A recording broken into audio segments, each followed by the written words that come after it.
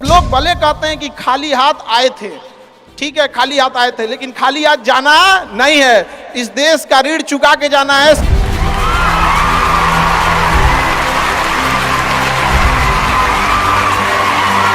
हमेशा याद रखिएगा, अकल बादाम खाने से नहीं ठोकर खाने से आती है। हमने इतिहास से यह सीखा है कि इतिहास से कोई कुछ नहीं सीखता।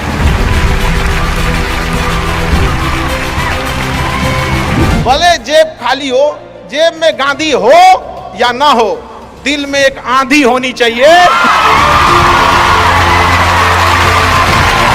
जो बोले हैं, जो ठाने हैं, वो कर लेंगे यहां पर, और नहीं कर सकते हैं तो दुर्भाग्य है इस भारत की धरती पर जन्म लिया हुआ।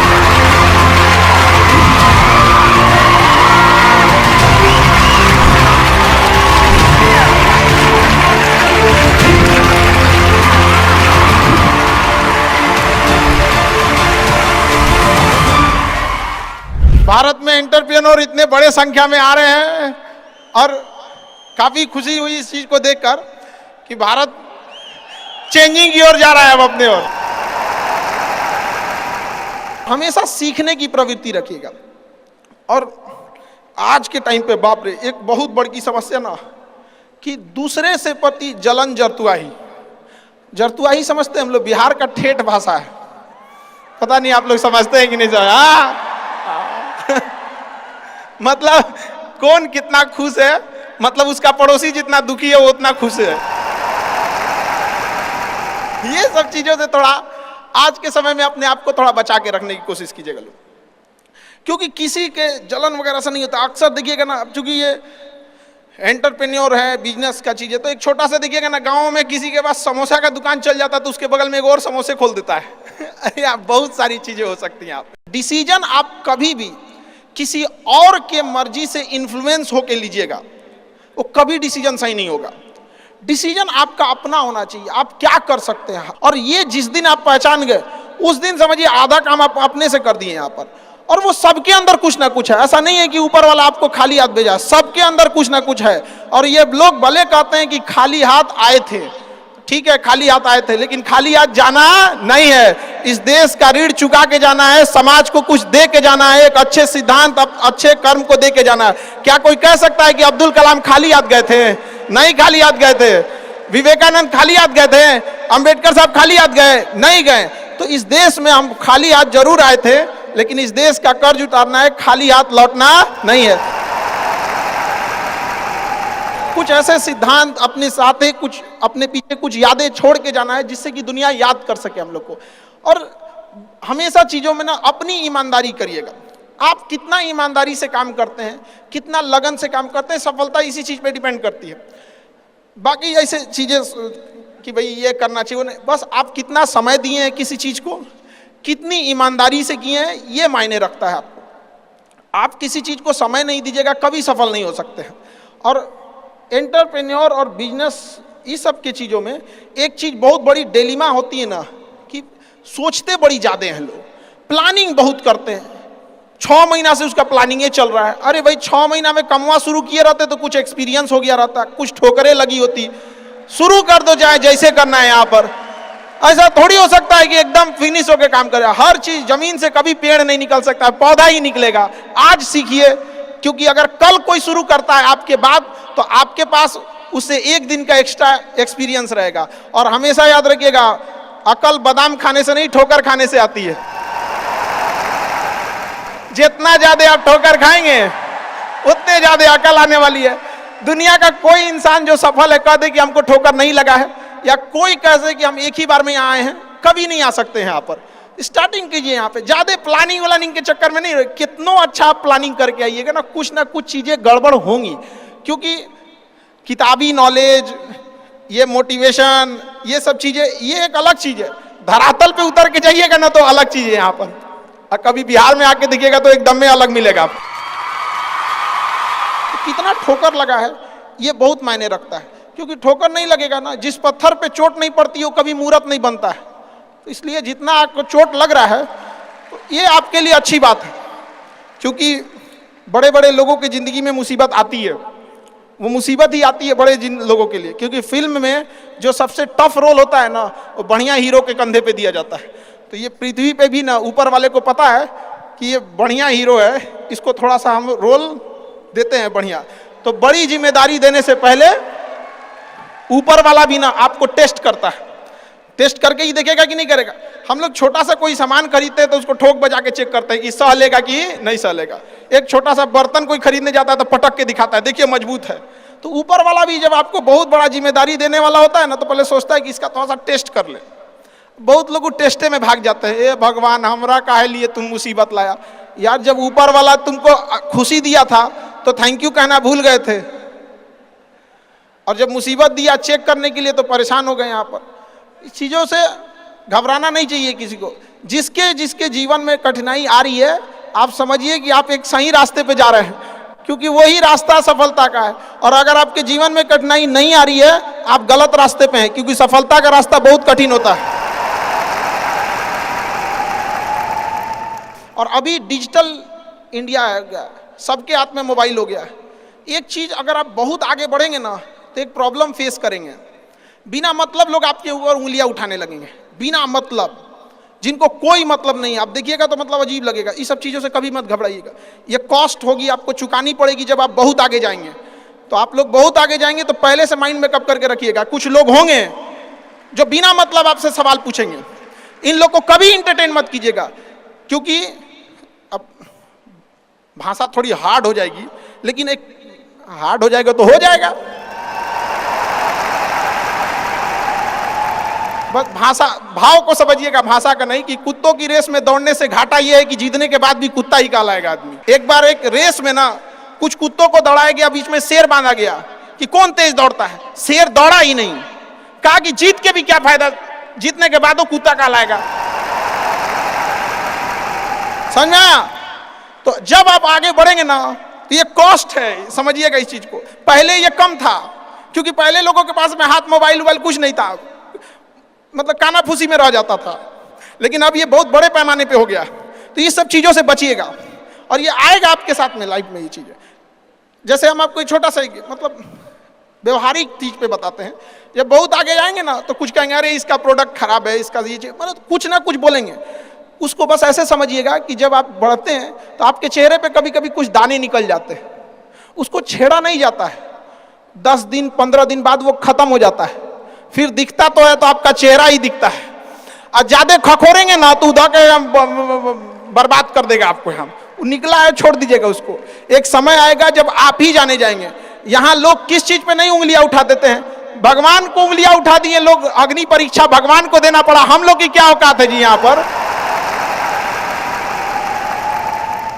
इसलिए भैया इस सब चक्कर में नहीं पड़िएगा आप। जो है वो एकदम परफेक्ट है, चाहे जैसे भी। गलतियां सबसे होंगी, जो गलती करिएगा उसको एक्सेप्ट कर लीजिएगा। हाँ हमारे पास ऐसे गलती हो गई, नेक्स्ट टाइम से हम सुधारेंगे, बट कोशिश कीजिएगा गलतियां ना हो। लेकिन सबके जवाब देने की कोशिश मत कीजिएगा। आप इंसान है, कोई डिटर्जेंट नहीं है कि सफाई करते चलते हैं आप। और काबिल इतना बनिए ना कि लोग आपको रोकने के लिए ना साजिश करना पड़े, कोशिश नहीं। उस लेवल पे जाइए आपको। यार ये कैसे आगे निकल गए यहाँ पर। आएंगी चीजों को, हम लोग भी फेस किए हैं, आप लोग भी फेस करना होंगे। यहाँ पे शुरुआत में सबको कॉस्ट चुकानी पड़ती है। और ना लोग कहते हैं कि सबके अंदर कोई यूनिक क्वालिटी होती है, इसको पहचानने का एक तरीका होता है। जब आप मुसीबत में फंसेंगे ना, तो वही काम कीजिएगा जो आपको सबसे अच्छा आता है, सबसे अच्छा आता है। आप मुसीबत में फंसेंगे। हम लोग जब इंटर पास किए थे तो हम लोग के सामने भी फाइनल क्राइसिस आया था। सबसे पहले वेल्डिंग मारना चालू किया था आदमी, बिना किसी काम का किसी दुकान पे बैठ के वेल्डिंग मारते रहो। अरे सही भी मारते थे तो 4 गो चीज सुना देता था। यार ऐसे नहीं, ऐसे होता है, क्या बात करते हैं, बढ़िया मारते थे और वही सुन लेता था आदमी यहाँ पे।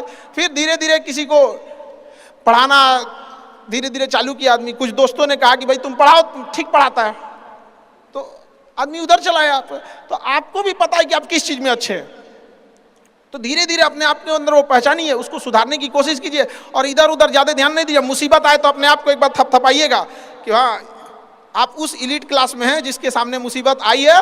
और एक समय आएगा कि जब आप इस मुसीबत को पार कर जाएंगे, और एक समय आएगा कि जब यहाँ आके आप अभी अपनी संघर्ष की कहानी बताएंगे कि हम भी ऐसा थे। और हम आप सबसे यही उम्मीद करते हैं कि भगवान से भी हाथ जोड़ के यही दुआ मांगते हैं कि जितने लोग हैं देश के, सबको एक दिन अपनी कहानी सुनानी पड़े, क्योंकि यह देश वीरों की धरती है, वीरांगनाओं की धरती है। यहाँ पर हर बच्चा यहाँ का फौलाद है अपने आप में यहाँ पर। तो ये वक्त है अब ऋण चुकाने का।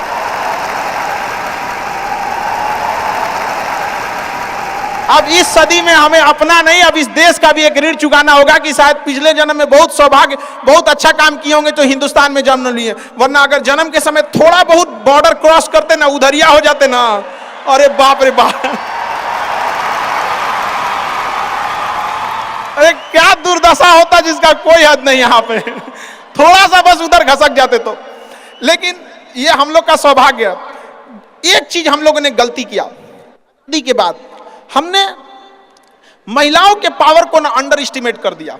हम लोग 1947 से जो पुरुष समाज है ये सोच रहा है कि देश को आगे ले जाने के लिए, अभी तक सोचिए रहा है। ये हम लोगों से गलतियां हुई हैं। और लड़कियों को हमने जो साथ छोड़ दिया महिलाओं का ना, बस यकीन मानिए जिस दिन भारत देश की महिलाएं पुरुषों के साथ कदम से कदम मिला ली, 10 साल में देश की सूरत बदल जाएगी, दुनिया देखते रह जाएगी। यहाँ पर हम इस चीज को ज्यादा समझ सकते हैं क्योंकि हमारी खुद की बहन नहीं, अपनी बहन नहीं, लेकिन अभी भी हम अपना घर देखते हैं ना तो लगता है कि बहुत बड़ी कमी है। और अगर बहन रहती तो चीजों को अच्छे से समेट के रख सकती थी। तो इसलिए हम देखेंगे हमको इंडिया में सबसे ज्यादा राखी बांधी जाती है, पूरे हिंदुस्तान में सबसे ज्यादा राखी बांधी जाती है। नहीं था तो हमारे यहाँ माझी जी थे ना, वो कहे कि भगवान के भरोसे मत बैठो, क्या पता भगवान तोरे भरोसे बैठा लो। तो बहन नहीं थी तो क्या दिक्कत है, दुनिया में सबसे ज्यादा राखी बांधी गई। अब मतलब आप सोचते हैं कि अगली बार, अभी इस बार 7,500 राखी बांधी गई थी, 7,500। हर साल रक्षाबंधन के बाद, पहले ही रक्षाबंधन से पहले हमको एक डॉक्टर अपॉइंट करके रखना पड़ता है कि सर मेरा ना ब्लड रुक जाएगा, इतना राखी बांधी जाती है। तो आप एकदम ना स्टैंड बाई पे रेडी रहिएगा वहां पे। इतना राखी बांधने के बाद एक आदमी आता है मेरा हाथ उठाने वाला, वो हाथ लेके चलता है, हम ऐसे चलते रहते हैं। तो खुश नसीब हैं वो लोग जिनके घर में बहनें हैं, जिनकी बेटियां हैं। आप उसकी कदर नहीं कर सकते हैं तो यकीन मानिए इसका बदला भगवान जरूर लेता है। आजकल लोग देखते हैं कि लोग बहू की कदर नहीं करते। अरे वो आपकी बेटी है, चेहरा बदल के वापस भगवान ने भेजा है आपको, नहीं कर सकते कदर ना, तो आपने भगवान की उस नेमत को ठुकरा दिया है। अब फिर घरे में मुसीबत आएगा तो कहेंगे कि पता नहीं क्या हो गया। चाहे चांद पे पहुंच जाइए, चाहे जितना भी आगे चल जाइए, अपनी सभ्यता संस्कृति को मत भूलिएगा वरना मिट जाइएगा आप यहां से। यूनान मिस्र रूमा सब लुट गए जहां से, लेकिन मगर है बाकी नामो निशा हमारा। कुछ बात है कि हस्ती मिटती नहीं हमारी, सदियों रहा है दुश्मन दौरे जहां हमारा। भारत को मिटाने की कोशिश की गई, मिटा कभी नहीं। इसलिए याद रखिएगा अपनी संस्कृति को नहीं भूलना है। और हमसे गौरवपूर्ण संस्कृति पूरे भारत, पूरे विश्व में किसकी है यहाँ पर, तो ये चीजों को थोड़ा सा आप लोग को ध्यान में रखना है और आपस में मिलजुल के एक देश वाली भावना लेके चलना है कि हम सबको मिलकर अब देश को अपना उस पुराना जो गौरव मिला था उसको वापस लौटाना है। और आप लोग आगे बढ़ेंगे, युवाओं में है, अब जिधर युवा चलते हैं उधर ही सब कुछ चल देता है। यहाँ पर तलवारों के साए पर इतिहास हमारा बनता है, जिस ओर जवानी चलती है उस ओर जमाना चलता है। आप युवा लोग हैं, आपको किसी कौन रोक सकता है यहाँ पे। मैं दरिया हूं, अपना हुनर जानता हूं, जिधर से भी गुजरूंगा अपना रास्ता बना लूंगा। तो युवाओं में यही तो एक है, भले जेब खाली हो, जेब में गांधी हो या ना हो, दिल में एक आंधी होनी चाहिए। जो बोले हैं, जो ठाने हैं वो कर लेंगे यहाँ पर, और नहीं कर सकते हैं तो दुर्भाग्य है इस भारत की धरती पर जन्म लिया हुआ, ये व्यर्थ हो जाएगा यहाँ पर। तो एक कहानी लिखना है जो आगे जाके सबको सुनाना है, और हर उस घर में 2 किलो अलग से मिठाई जाएगी जिस घर से आवाज आई थी कि इससे नहीं हो सकता है, अलग से एकदम ले भैया तेरे लिए स्पेशल है यहाँ पर। एकदम तारीफ करने वालों की कमी हो जाए, जलने वालों की कमी नहीं होना चाहिए। एकदम मिसाल बनिए। आप सब लोग को, हमारा आप सब लोग को ढेर सारा शुभकामनाएं, दुआएं। आपके ठोकरें आएंगी, लगेंगी ठोकरें, उसी को ठोकर लगती है ना जो चलता है, जो सुतल है बेड पे, ओकरा कौन ची का ठोकर लगने वाला है। और ठोकर नहीं लगेगी तो नहीं आगे बढ़ सकते हैं। कामचोरों से तो इंडिया परेशान है, जो कुछ नहीं करता वो भी संडे को आराम करता है। अरे तोरे लिए कौन सी का संडे यार, काम बस ईमानदारी से कीजिए। हम लॉकडाउन का एक छोटा सा एग्जांपल देते हैं।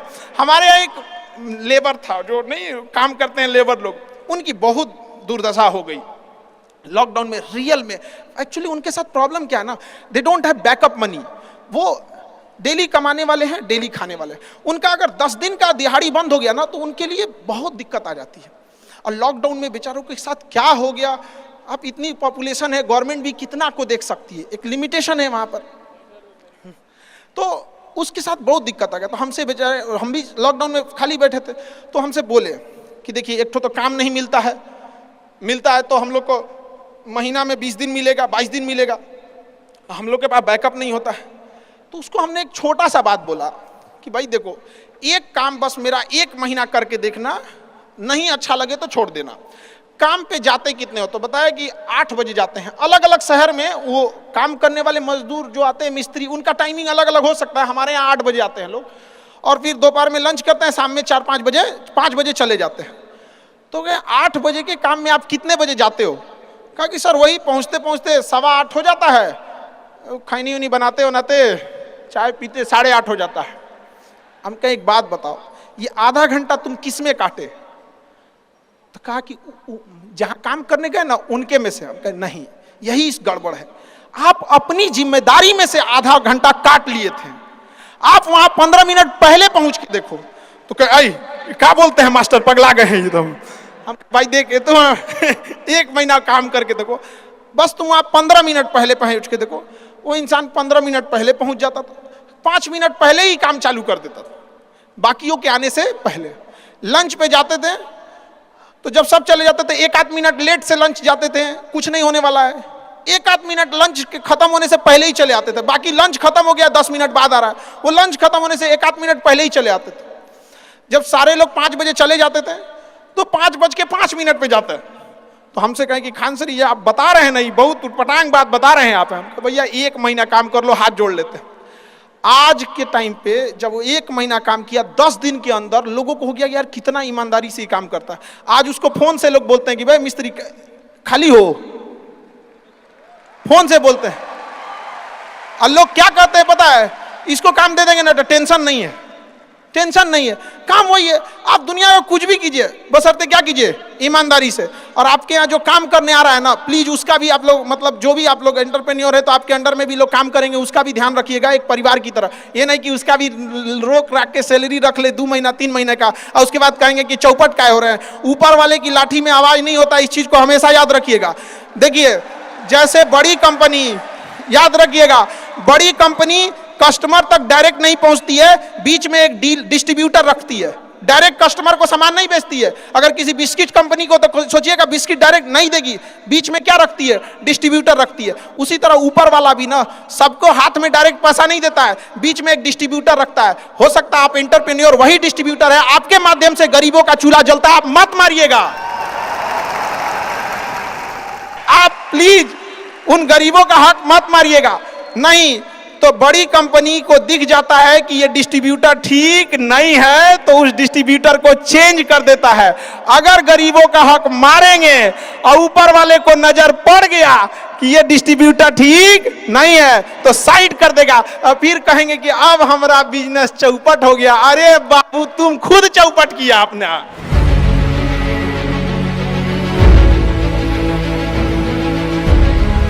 दो तरह के सवालों का जवाब आपको इस वीडियो में मिलेगा, एक इंस्पिरेशन और मोटिवेशन, क्योंकि खान सर आ रहे हैं, आपके हर सवाल की बॉल पे मारेंगे 6, आपकी कंफ्यूजन को कर देंगे एकदम फिक्स। खान सर आपको अमेजिंग सवाल जवाब में चर्चा करेंगे। एक और मैं आपको फ्री में जबरदस्त आइडिया दे रहा हूं, अगर आपके बिजनेस पे कोई सवाल है और उसका कोई जवाब नहीं मिल पाया, चाहे वो कैश फ्लो का है, मैन पावर का है, बिजनेस में जे कर्व लाने का है, नया कस्टमर लेकर के आने का है, कंपटीशन को बीट कर देने का है, नई टेरिटरी, नया मार्केट, नया रिटेल आउटलेट, नया डिस्ट्रीब्यूशन नेटवर्क, मैं होलसेलर बनना चाहता हूं, मैन्युफैक्चरर बनना चाहता हूं, मैं एक्सपोर्ट करना, इंपोर्ट करना, ना ई कॉमर्स पर जाऊंगा, मेरे पास मैन पावर नहीं आती, टिकते नहीं, अरे पेमेंट की दिक्कत आ रही है, अरे पीछे पैसा फंस गया, मुझको लोन कैसे मिले, कितनी तरह की समस्याएं। इस पर तो कोई सवाल है आपका? तो मैं उसका फ्री में आंसर दूंगा। आपकी कंफ्यूजन सोल्यूशन मेरा, हिंड्रेंस आपकी, गाइडेंस मेरी, रियल टाइम दूंगा आप ही की भाषा में। हिंदी में पूछ लो, इंग्लिश में पूछ लो, गुजराती में पूछ लो। Ask doctor Vivek Bindra, hashtag ask doctor Vivek Bindra. इस वीडियो को शेयर करिएगा खान सर के और हैशटैग यूज करिए आस्क डॉक्टर विवेक बिंद्रा। कोई संकोच नहीं, मेरे संग कोच है। आपको क्या बोलना है? आपको कोई संकोच नहीं, आपके संग कोच है। कोच कौन? डॉक्टर विवेक बिंद्रा। तो आपको एक लिंक दे रहा हूं, उस लिंक पे जाना है और जाकर के जो भी बिजनेस का सवाल है मुझसे पूछना है। पैसे नहीं लगेंगे। 5 सवालों के उत्तर तो फ्री दूंगा। उसके बाद आपका मन करे तो आप आगे हमारा कोई प्रोग्राम ज्वाइन कर सकते हैं। मैं आपका 24 घंटे 7 दिन का कोच हूं। हाँ, आप कोई जरूरी नहीं आपको पैसा खर्च करना है। 5 सवालों के जवाब आपको फ्री दूंगा। लिंक पे जाओ, अपना सवाल पूछो और मुझसे डायरेक्ट आंसर लो। अब सुनते हैं वो जवाब जो कि खान सर देने वाले हैं। धन्यवाद। खान सर, आपका पूरा नाम जानना चाहते हैं और थोड़ा आपने स्ट्रगल कैसे किया उसके बारे देखिए, में बताइए। बिल्कुल आपको अधिकार है पूरा नाम जानने का, लेकिन हमने इतिहास से यह सीखा है कि इतिहास से कोई कुछ नहीं सीखता है। हम आपको एक एग्जाम्पल देते हैं। जलियांवाला बाग हत्याकांड हुआ तो उन निर्दोषों की कोई गलती नहीं थी। थोड़ा सा आपको हम अपने थोड़ा सा हिस्ट्री की ओर ले जाते हैं। आप बिजनेसमैन है, शायद इंटरेस्ट ना हो तो खैर थोड़ा सा तो जलियांवाला बाग में जब हत्याकांड हुई, जनरल ओ डायर ने जनरल आर डायर को कहा कि गोली चला दो। उस चोट्टे ने गोली चला दिया, लेकिन आदेश दिया था जनरल ओ डायर। गोली मारा गया। उन निहत्तों की क्या गलती थी? न जाति देखी गई, न मजहब देखा गया, गोली मार दिया गया। उस गोली मारने के 21 साल बाद 1919 की घटना है। 1940 में उधम सिंह, भारत का वह वीर सिंह अमर रहे। उधम सिंह जब इंग्लैंड में गए और लंदन में उसके घर में घुस के उधम सिंह के छाती पे गोली मारे थे वहां पे। और जब जज ने पूछा था कि नाम क्या है, तो उन्होंने कहा था राम मोहम्मद सिंह आजाद। राम मोहम्मद सिंह आजाद। समझ आ गया मेरा नाम क्या है?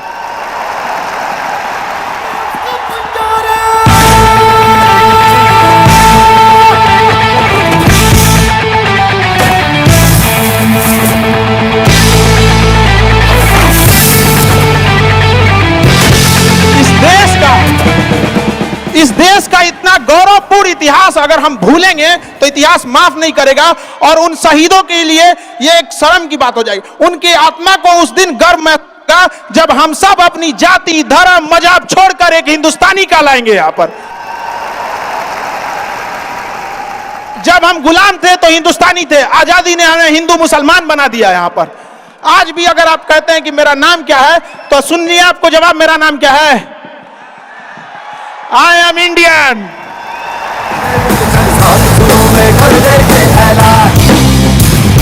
हिम्मत है तो दो, जुर्रत है तो मारो, आज हथेली में रखती है जान। मेरी एज अभी 21 है, ठीक है। तो मैंने अभी रिसेंटली कॉर्पोरेट लाइफ में एंटर किया है। तो मैंने चाणक्य नीति पढ़ी थी। तो चाणक्य नीति में चाणक्य जी एक चीज बोलते हैं।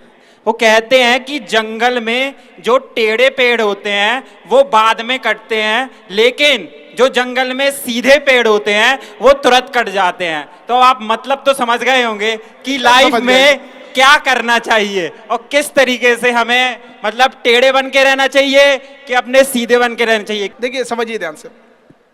जैसा देश वैसा भेष। अगर प्यार से बात करने वाले हैं तो प्यार से बात कीजिए। सब लोग प्यार से नहीं मान सकते हैं, और अगर सब प्यार से मान सकते थे तो बांसुरी बजाने वाला कृष्ण कन्हैया कभी महाभारत होने नहीं देते। लेकिन एक चीज हमेशा याद रखिएगा, अगर आप किसी से अकड़ जाते हैं, रूडली बात कर लेते हैं, तो फिर प्यार से बात करने का ऑप्शन हमेशा के लिए खत्म हो जाता है। हमेशा के लिए खत्म हो जाएगा। फिर आप उसे प्यार से नहीं समझा सकते। लेकिन अगर आप उसे शुरुआत में प्यार से डील करते हैं तो अकड़ने का ऑप्शन तो लास्ट तक रहता है। तो ये शुरुआती ऑप्शन गड़बड़ नहीं कीजिएगा। और मिजाज में कुछ सख्ती भी जरूरी है, वरना लोग पी जाते अगर समंदर खारा ना होता। अपने आप को इतना भी सस्ता मत कीजिएगा कि 2 कौड़ी का इंसान खेल के चला जाए। ठीक है? तो आपका एटीट्यूड डिपेंड करना चाहिए सामने कौन है। एक जैसा नहीं। हाँ, अतिथि देवो भव है। इसी चक्कर में अंग्रेज धो के चल गए हम लोग। और हम लोग रहते वास्को डिगामा को बांध के मारते पहले। मैं 3 विद्यालय का संचालन कर रहा हूं और वर्तमान में कानपुर देहात में सबसे टॉप में विद्यालय है। मैं चाहता हूं कि उस संस्था को प्रदेश और देश लेवल पर ले जाऊं, तो क्या उसके लिए सुझाव चाहता हूं आपसे। सर थोड़ा सा एक चीज करिएगा, आप संस्था को टॉप या संस्था को बेहतर से बेहतर आप एक कोशिश कीजिएगा कि संस्था में पढ़ रहे वाले बच्चों को टॉप करा दे। बस वो बच्चे टॉप रहने चाहिए। सर हमारी संस्था में जाएंगे, वो गोदाम था, अनाज रखने वाले गोदाम को हम क्लासरूम बनाए हैं। हमारे यहाँ लगभग 200-250 लड़के जमीन पे बैठ के पढ़ते हैं। हमने कभी संस्था पे ध्यान ही नहीं दिया, जब भी ध्यान दिए बच्चों पे ध्यान दिए। तो सर एजुकेशन में वो करना है कि वो बच्चे ब्रांड एम्बेसडर बने आगे जाके।